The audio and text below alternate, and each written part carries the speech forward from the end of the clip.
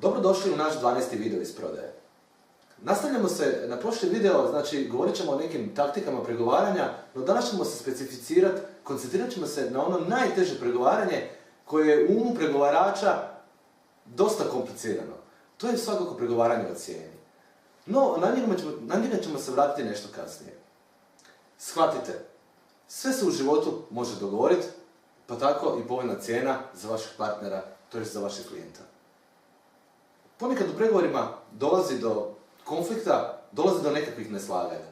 Međutim, pažljivim slušanjem partnera, isticanjem koristi vašeg proizvoda ili usluge, micanjem razgovora o cijenu, na kraj samog razgovora, nakon što obavite konzultantski rad svom klijentu, kad on shvati što je to što vi nudite i zašto to baš ima takvu svoju cijenu, tad prelazite na razgovor o cijeni.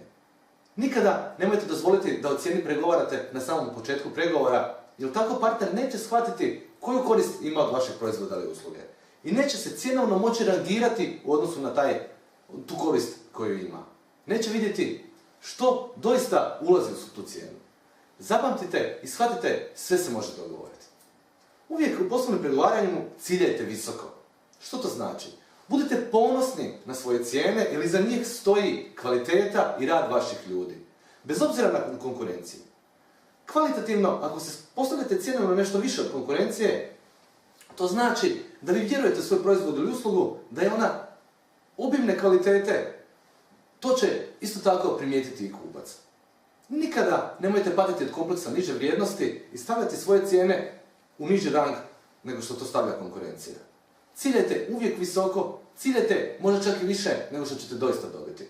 Pregovaranjem ćete tada imati prostor da cijenu spuštate. Narodno rečeno, to se zove cjenkanje.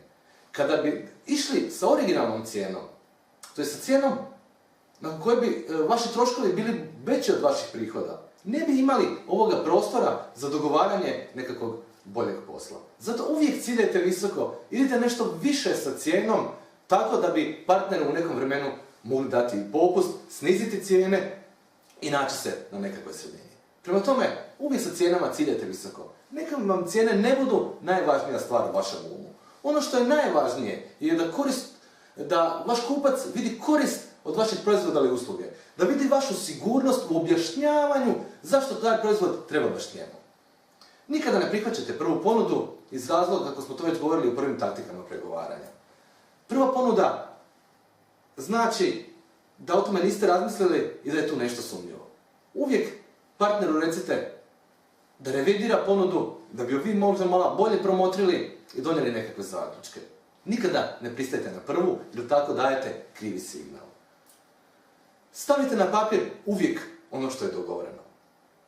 Jako je bitna stvar, jer tijekom dugog pregovora koji traje nekoliko sati, ako niste stavili na papir sve stvari koje ste dogovorili, one će u umu, kako vašem i tako i vašeg klijenta, negdje nestati. Prema tome, čim dogovorite nešto sa svojim poslovnim partnerom, je li to količina, je li to cijena, je li to ono što mu se sviđa ili imate nekakve probleme, stavite to uvijek na papir. Ako slučajno budete morali nastaviti sastanak nekakav drugi put, jer poslovno pregovaranje nikada nije isključivo samo jedan događaj, nego je to proces koji može trajati i nekoliko puta da se nađete s partnerom. Kada stavite sve na papir, imat ćete jako dobar podsjetnik da ponovno s pregovorima možete krenuti sljedećeg dana. Prema tome, čak i kad završite poslovno pregovaranje, dogovorite prodaju, dogovorite nekakve uvjete koje ćete dati svojem partneru, zaključite ugovor, neka ga potpiše, a isto tako ga potpišite i vi.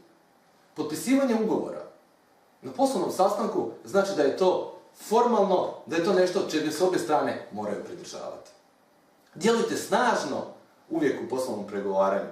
Djelujte samopouzdano, a samopouzdano i snažno djelovat ćete kad budete znali sve o svom proizvodu ili usluzi.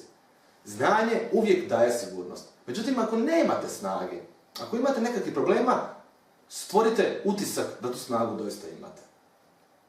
Uvijek istaknite one stvari koje znate, a one koje niste sigurni, nemojte se na njih vraćati, niti njih nemojte isticati. Vi ste tu da partner se na vas može osloniti, da u vama može osjećati sigurnost. To je jedini način kako ćete riješiti onaj njegov strah da ne donese pogrešnu odluku. Masa ljudi kupuje iz razloga da bi zadovoljili nekakve svoje potrebe. Međutim, imaju strah da neće donijeti nekakvu pogrešnu odluku. Pogotovo kada je to nekakva dugoročna suradnja. Prva i osnovni strah koji morate riješiti kod kupaca je baš taj, da on ne donese pogrešnu odluku. To ćete jedino stvoriti na način da on u vas ima povjerenje. Da zračite sigurnošću, da zračite profesionalnošću i da imate znanje. Tek tada otklonit ćete strah da kupac neće donijeti pogrešnu odluku.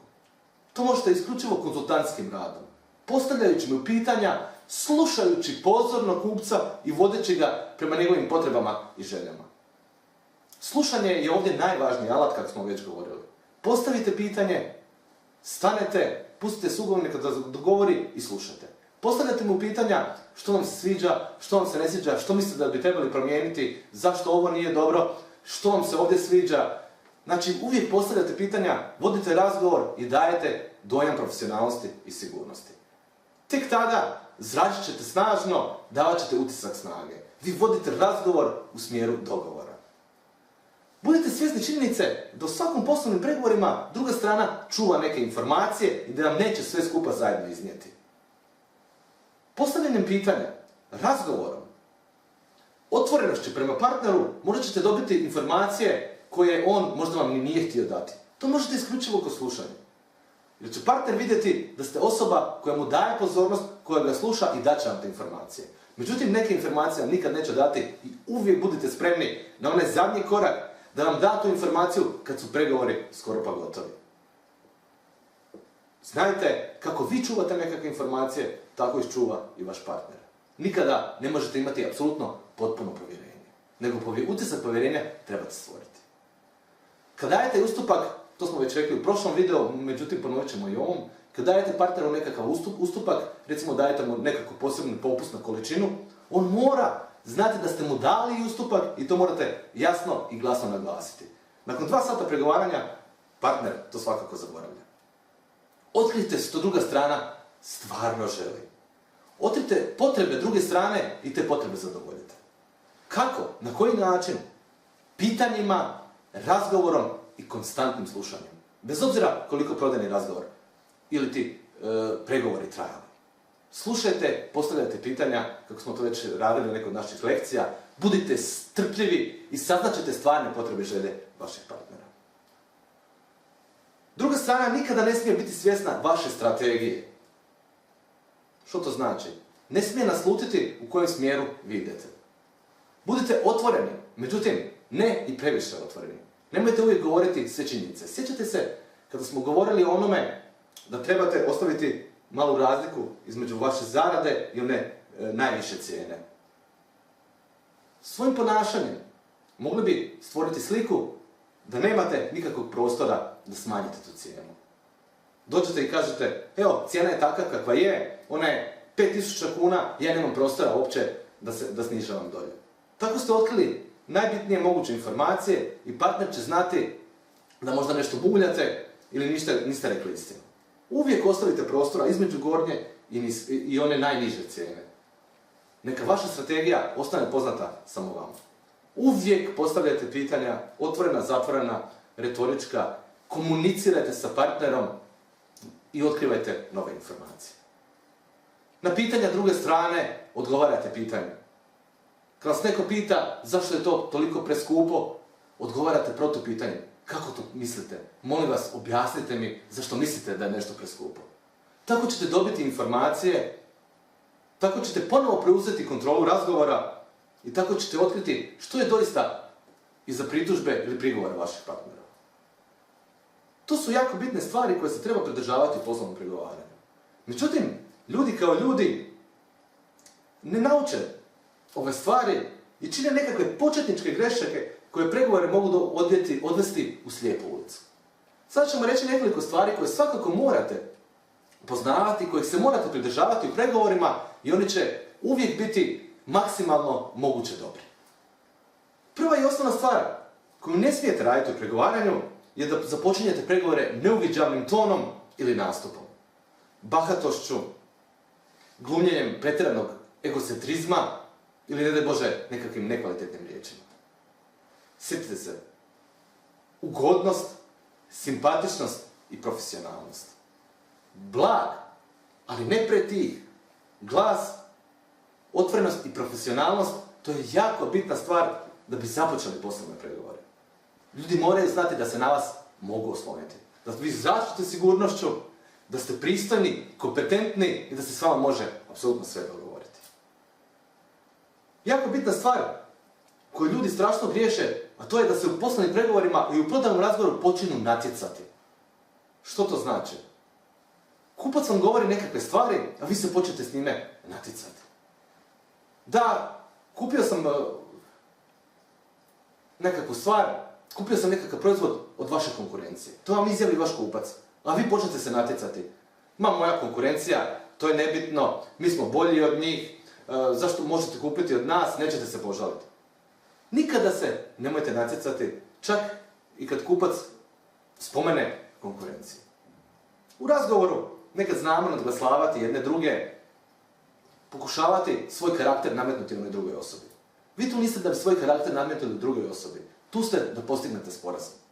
Otvorenošću, slušanjem i konstantnom pozornošću koju ćete davati svom poslovnom partneru.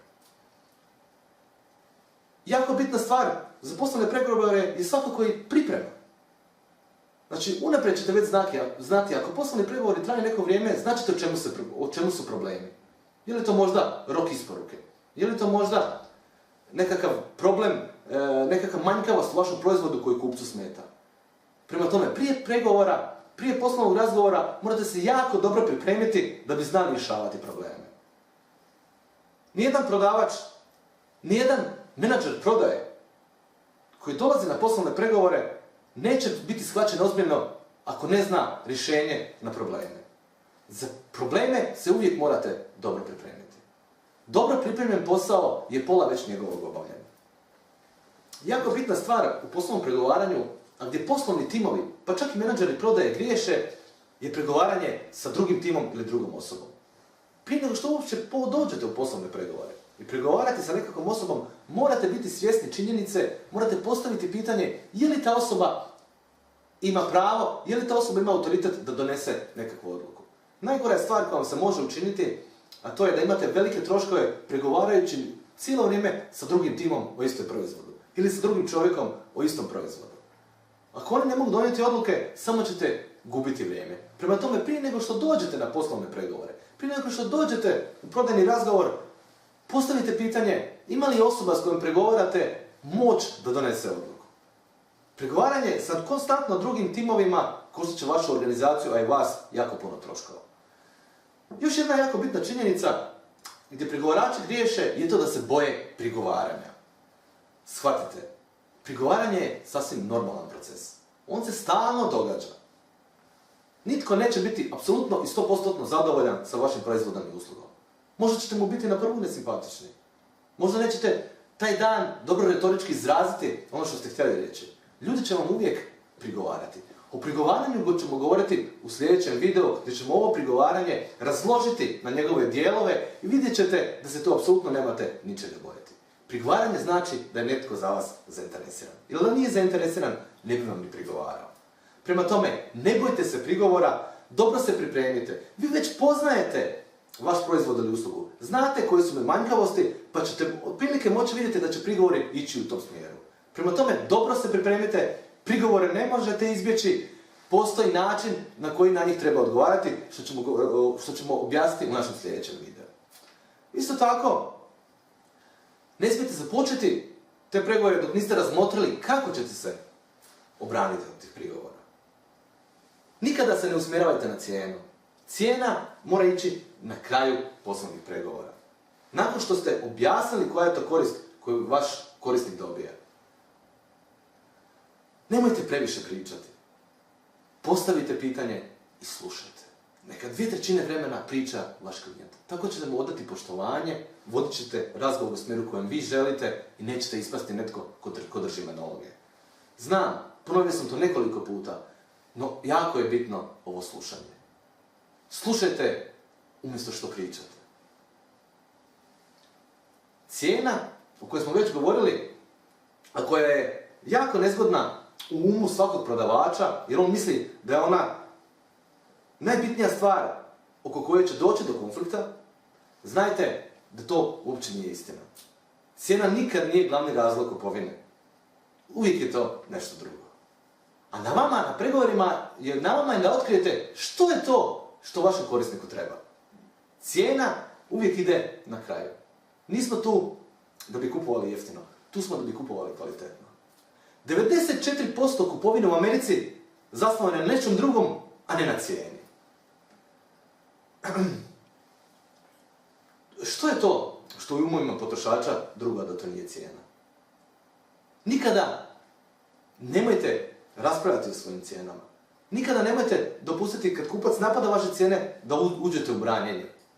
Jer cijene, kao što sam već rekao, nisu najvažnija stvar. Jedna od najvažnijih stvari je možda ugled vaše kompanije, imidž vašeg proizvoda koji ćete graditi marketingom, funkcionalnost vašeg proizvoda, vaš poslovni nastup, korist koju kupac ima od tog proizvoda. Kako će ga taj proizvod učiniti u očima drugih? Hoće li taj proizvod riješiti njegov nekakvi životni problem? To je puno važnija stvar od cijene koju će on za to platiti. Prema tome, kupac želi funkcionalnost, želi korisnost. Cijena je nešto što će on morati platiti da bi tu korisnost imao. Ona je samo posljedica njegove želje, ne nešto na što se treba izrazito fokusirati. Ako partner oklijeva glede cijene, postavite mu nekoliko pitanja. Uvijek postavite pitanje kako to mislite.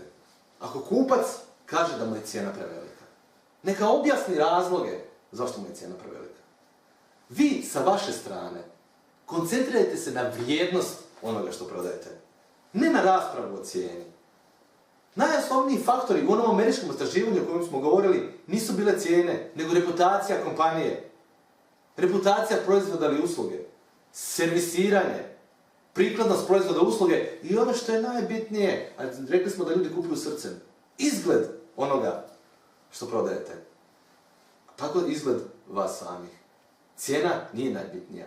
Bitne su ove stvari o kojima smo sad malo prije govorili.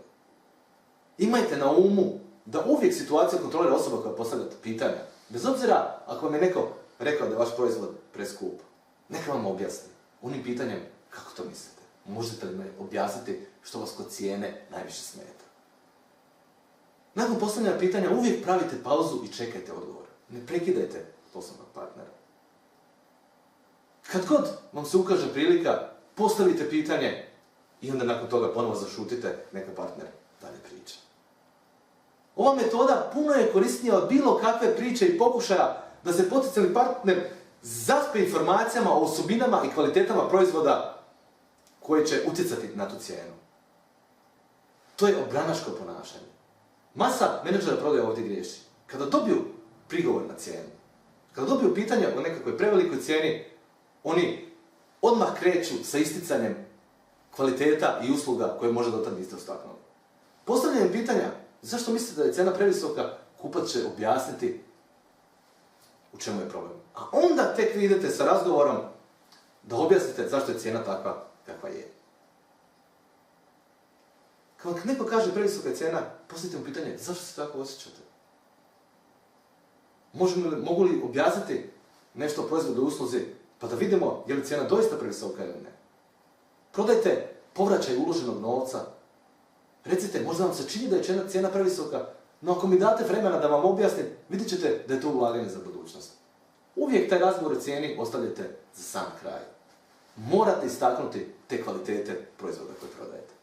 Prema tome, odlažite taj razgovor o cijeni sve dok partner ne pokaže da mu se sviđa vaša ponuda i da želi imati to što prodajete i to što nudite. To će vam pokazati verbalno i neverbalno.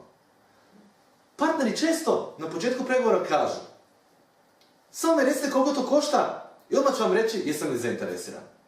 To je trik pitanje, ako mu odgovorite kolika je cijena, nećete ništa prodati.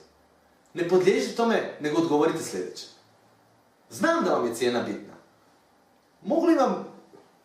Mogu li se na to vratiti nešto kasnije, nakon što dobijem priliku da shvatim vašu trenutnu situaciju? Ponuđite partneru cijenu tek kad vidite što ga kod vašeg proizvoda doista zanima. Da li je to doista taj proizvod?